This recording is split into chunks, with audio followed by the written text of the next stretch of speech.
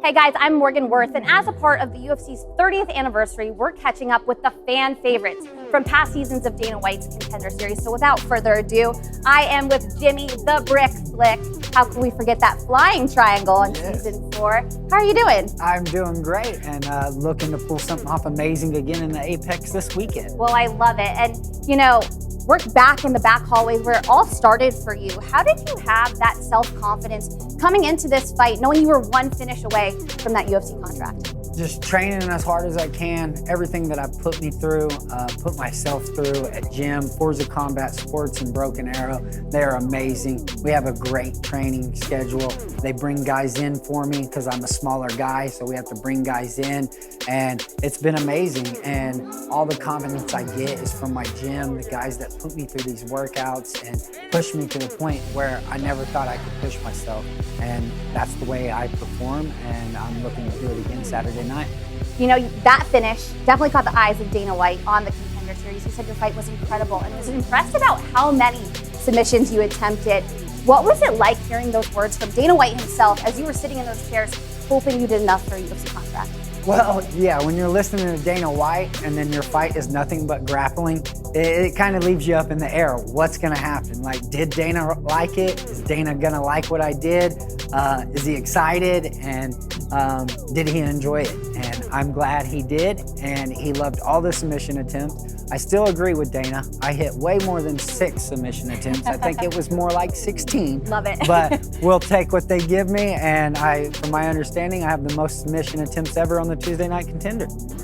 Jimmi Flick, that fight was incredible. He had a ton of beautiful submission attempts.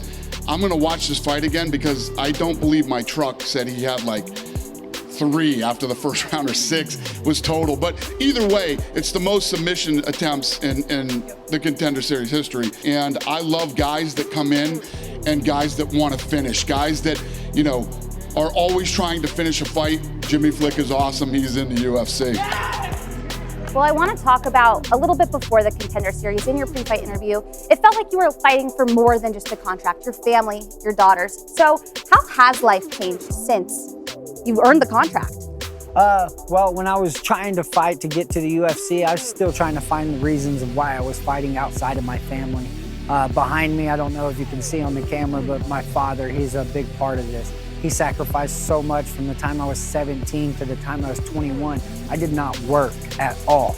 And then I ended up having a wife and kids. I had to get a job, and me and my father's relationship kind of derailed along the ways. And when I made it to the UFC, pulled off the flying triangle, I was missing something. And I took some time off, I retired, and I knew what I was missing. I was missing my father in my corner. I kind of just want to go back to where it began for you. So if you could give a piece of advice for the fighters fighting on season 7 of Dana White's Contender Series, what would it be?